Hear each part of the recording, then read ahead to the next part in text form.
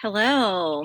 Let's look at the directions for how to organize your narrative poem. So this should be in your Google Classroom, and it's called Your Own Narrative Poem. And this is where all of your planning, all of your writing is going to occur is on this document. So here are the directions. It says fill in the chart with information about your poem.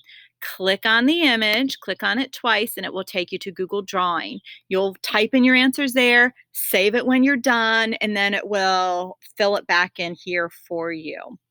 And that will work great.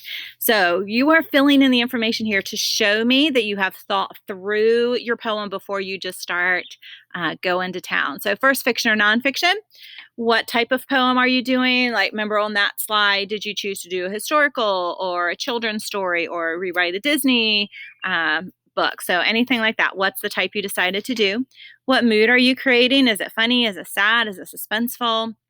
What is your setting? I remember with Casey at the Bat, it was Mudville. Characters' names and personality traits. So who is going to be your main character? And then tell me something about them.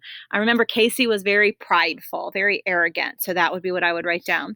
Then what is your main conflict that your characters are going to have to overcome or will defeat your person even at the end? It could go either way. So what's that conflict?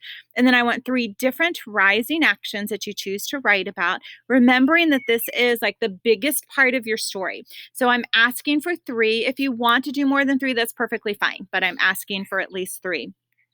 It says write your poem on this document. All you need for the first week is your exposition and rising action.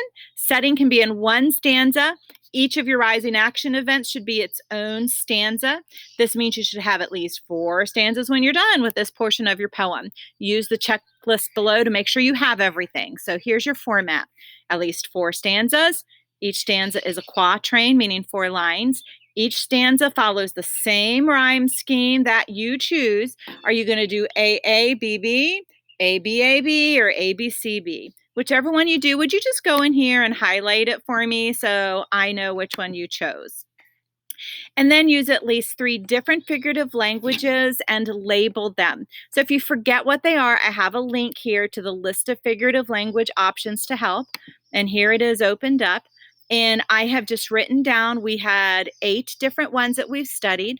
I've given you the definition and an example to help you. So you need to use 3 different ones and then highlight it in your poem and label it. Tell me which one it is so that I know you know what you're doing. That would be very helpful.